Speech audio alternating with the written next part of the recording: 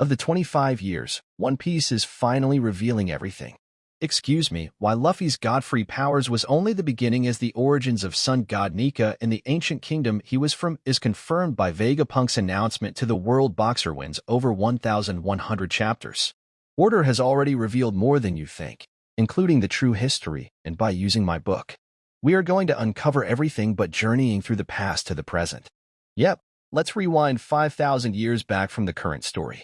Now, the earliest records we have of the One Piece world does stem far beyond even the Void Century, as we know that 5,000 years ago the Tree of Knowledge was planted by the ancient people of O'Hara.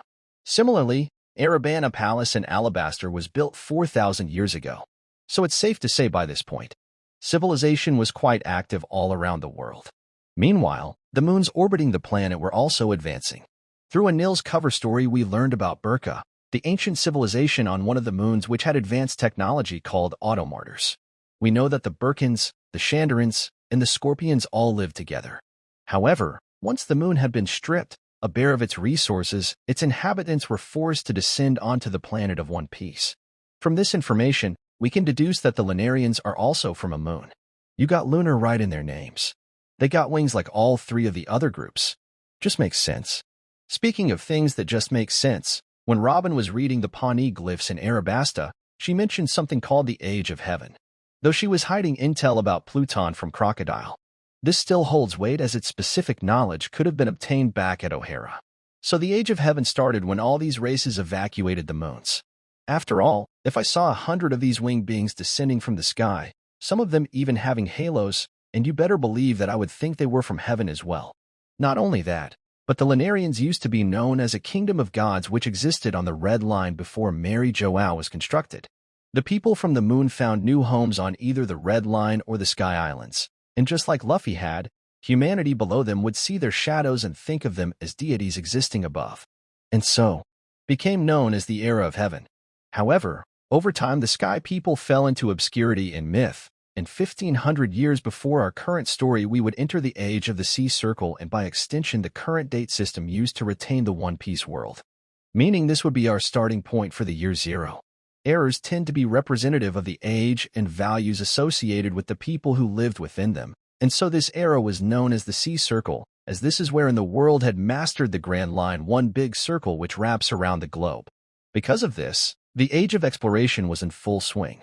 With sea navigation and a path around the world now on the table, humanity spread the reaches to every new island they could find, and by extension, colonization was soon to follow. Whereas some kingdoms would firmly establish their own defense and world power, as 400 years later, the City of Gold, Chandora would prosper with the descendants of the previous inhabitants from the moon. Giants would also come together under one king in the island of Alba. Where the ancient tree Adam was planted, the sister of that tree was also growing large and strong at the bottom of the ocean, where the queen of the sea, Poseidon, would finally be done taking charge of its well-being.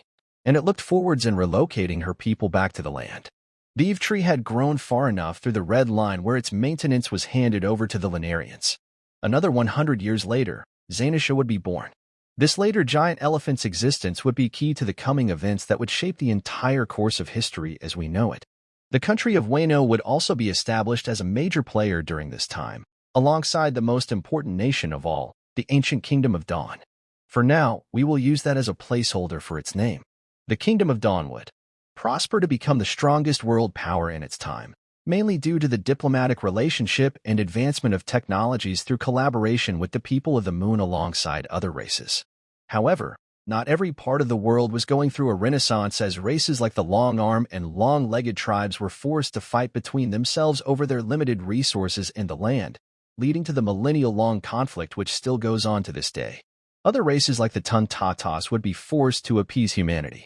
At this point in time, they were persecuted and towards extinction, but King Don Quixote of Dressrosa offered them safety and the resources they needed in exchange for labor, only for the Toronto to be taken as slaves to enrich the people of Dressrosa.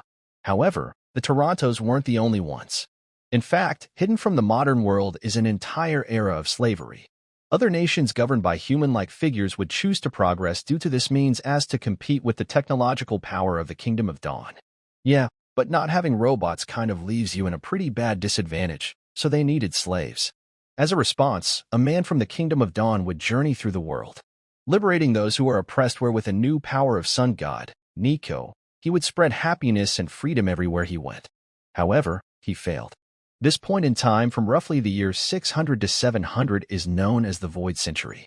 And as the world emerged from this period of darkness, we'd have a world government that ruled over the majority of the planet.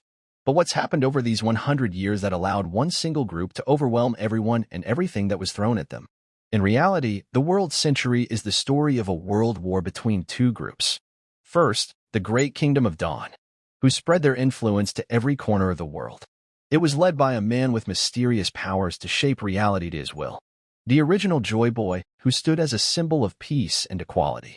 However, this mentality was also supplemented by three powerful weapons at their disposal, but they weren't weapons in the traditional sense. Poseidon allowed Joyboy and his crew to speak and control Sea Kings, freeing the world from one of the most dangerous predators on the waters. Uranus could control the weather and bring ease of mind to some of the crazier places along the Grand Line. And Pluton, the ultimate battleship, could be used to shatter the Red Line and truly connect the world into one piece. Sure, these could be used to conquer the world, but in Joyboy's hands, they were tools of liberation. It wasn't just these weapons, though, that made the Great Kingdom powerful. Vegapunk theorized that they were also technologically advanced, as seen in the vestiges left behind like the Iron Giant. As for Joyboy's crew itself, this is where the will of D originally. But taking in people from all around the world, giants, fishermen, Lunarians, and even someone unsuspicious named St. Nerona Emu Joyboy sailed the sea as a symbol of unity and freedom. Those who follow Joyboy don't the initial D, they would be the disciples of the Sun God who brought the dawn of a new free age to the world. We often hear about how the decline is all a family after all. The name is passed down from Garp to Dragon to Luffy and from Roger to Ace. However, it didn't start that way. This idea of family was less about blood and more akin to Whitebird's family. It is just those who follow Joyboy and his ideology. And that is why we get not just humans, but also giants like Jaguar D-Soul inside of the D-Clan. Now, not everyone in the D-Clan needed to have exactly the same goals as Joyboy. All that mattered was that they sought to live freely under the one sun. This is something that can take shape in many ways. For example, Joyboy wanted to liberate slaves. Garp wants to free people from the threats of pirates. Dragon wants to topple the world government. Yeah, well, he just wants to liberate the world by taking over it. And Ace wanted to be free to live his own life without chains of lineage tying him down. Every declined member fought for some kind of freedom and the ability for people to choose their own paths and on their journey to spread peace. The single most important place they would visit was Fishman Island at the depths of the ocean. The reason this location was so important was because the Fishmen were the first civilization and carried the responsibility of growing and protecting the Sun Tree Eve. Whilst the Fishmen watched over the tree roots, the Lunarians acted as guardians of its branches above the Red Line. However, because the Fishmen had lived under the sea for so long, humanity had completely forgotten about them, now seeing them as some kind of lesser monsters that were heavily discriminated against. Witnessing this injustice, Joyboy commissioned the creation of the ship Noah and promised the people of Fishman Island that he would eventually bring them to the surface and ensure they could live peacefully under the sun. However, everything changed when Joyboy's crew finally saw the Sun Tree Eve. This tree had a special ability to absorb sunlight and transfer the light to its roots, which reads down to Fishman Island and lit the sea up at the same time. The roots absorbed the energy of the sea and would bloom from its branches above the Red Line. These fruits, when imbued with the wish and haki of a person, would manifest into power-giving fruits which grants the dream of that person. The Lunarians acted as protectors of Eve's devil fruits to prevent them from falling into the wrong hands. But when they met Joyboy and saw his powerful belief in spreading peace, they offered him an opportunity to make a wish which generated the Sun God Nika fruit. This would assist him on his mission going forward. Eve was truly a miracle, a tree that could grant people special abilities. Fueled by the sun and the sea, it could manifest the desires of those that dreamt. But where anything special exists, so too will there be people who covet it, and that person ended up being on Joyboy's crew. Emu D. Judas was jealous of the Sun God, and when they saw the great tree Eve's power to create devil fruits, they wished to harness it for themselves. Just like how you can harness the power of gamer subs using code ABD for 10% up. Maybe if Joyboy drank some of it he wouldn't have fumbled so hard, but a moody Judas betrayed him. In pursuit to take over the Red Line and have control of the Eve tree, Emu had come up with a plan that would shake the current world to its core. First, she reached out to 19 other kingdoms and warned them of Joyboy's goals to unify the lesser races. In some cases, winning those other nations over would be simple. After all, not everyone was on board with this message of peace and equality, for example. Dress. Rosa was prospering off of the taunt at a slave, so this liberating sun god was a problem for them, and if they managed to topple the current world power, then they would be able to take over as the new gods of the world. In other cases, such as when Emu approached Queen Lily Nefertari of Alabasta, she would spin a web of lies to lure her in. Emma would tell her that this was not a peace-building nation, but instead a kingdom of conquest looking to take over every island they could reach. After all, what else could they be using those 3 all-powerful weapons for?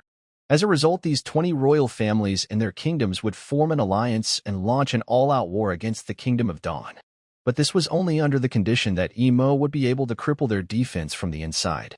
Being very close with Joyboy and his friends, Emu targeted a young Zain Shah who had grown under the care of the Wano ambassador in the ancient kingdom. He would be none other than Amatsuki Toki's father. Knowing this, Emu tricked Zenisha by using his intel of Toki's father as levered. Consequently, Emu gained control over Uranus, which was supposed to be protected with this weapon and the combined forces of the 20 nations. The great kingdom was overwhelmed and things began to look bleak. Now this Kingdom of Dawn was not completely alone in this conflict. Giants, Pandorians, fishmen, minks, and the people of Wano would come to their aid. However, even with all these reinforcements, they were on the back foot, but not before Lily D. Nefertari had a chance to finally meet the so-called villain Joyboy. When they spoke, Joyboy would try to convince Lily that he was NA and only wished to bring freedom to the world, swaying hard to join Joyboy's cause. However, being from a strong nation that believed in righteousness, Lily wanted to stop Emu in her own way. So she decided to continue playing the part of Emu's ally. Yeah, let's see how that turned out. With the one blast from Uranus, the Kingdom of Dawn never existed in the first place. Joyboy finally realized this war was lost. He cooked up a plan even greater than Emu's. A 800-year-bald steep master plan after confiding in an oracle who had the greatest observation future sight in existence. Joyboy understood. His time was near, but he shall one day return to bring the world back from the darkness it had fallen into. Joyboy ordered his friends to disperse to safety, which included a young Toki whose father ordered her to return to their homeland, Wano, and they rushed her. Delford Power skipped her into the future, fearing that these new enemies would erase them from the history.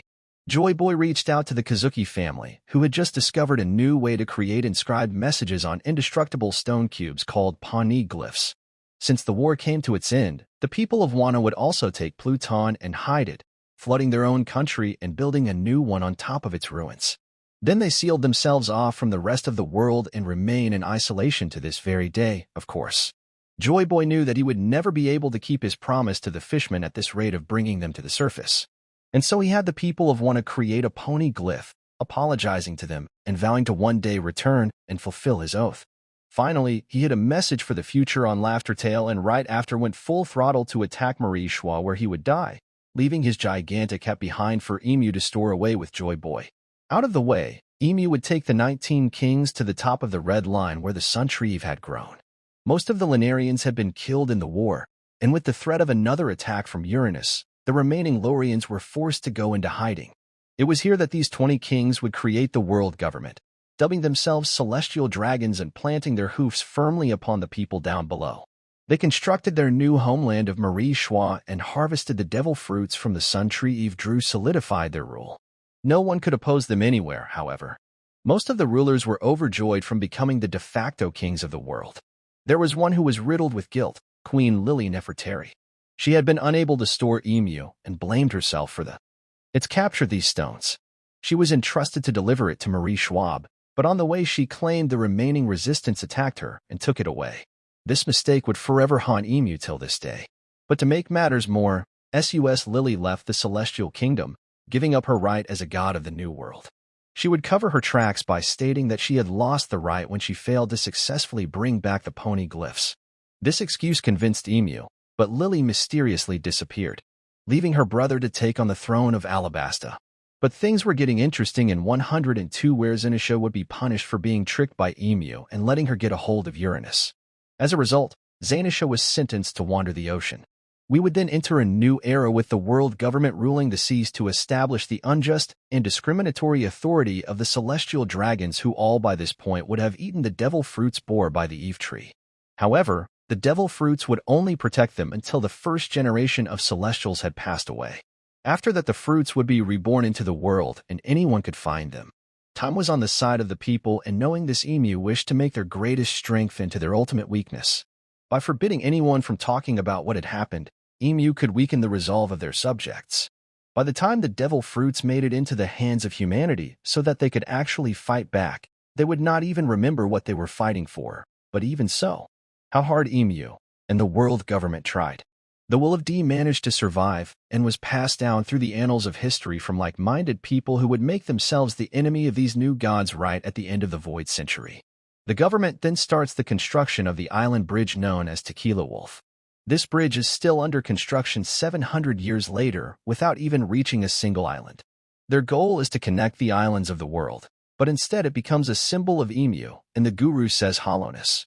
Countless slaves and lives are lost on this aimless task. It represents how the Celestials and government don't see these people as humans. They're simply like worker ants who have no purpose other than to serve even the island. Pullers such as Ors are a victim of this age, as nearly all are wiped out by the government while Or's body is frozen in ice. However, just as darkness still existed, so too did the will to bring light, and that brings us to of Mont Blanc Nolan 4 years before the current timeline, or at year 1122 of the calendar. While not a member of the D clan, Nolan is the epitome of what it means to carry on the will of Joyboy.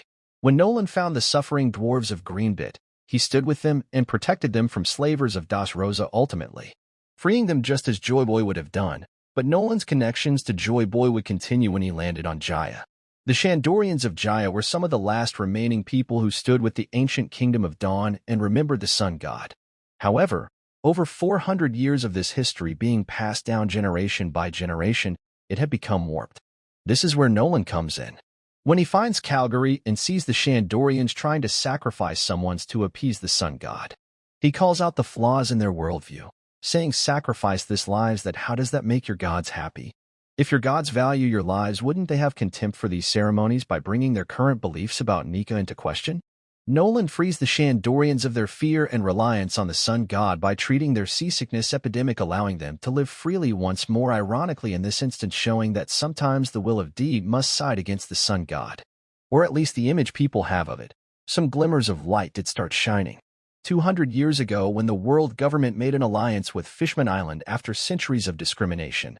Finally, slavery is prohibited to secure a peace agreement which allows the Renewal Kingdom to attend its first reverie. But we all know things didn't work out because slavery is still practiced against the merfolk in the current era, while the hatred for Fishman is at an all-time high. So what happened? Well, just like in the future when Shirahoshi came to the reverie only to be shown Charlie's level 100 harem, a similar event had taken place at this time. However, due to the influence of Odaheim, the results were very different.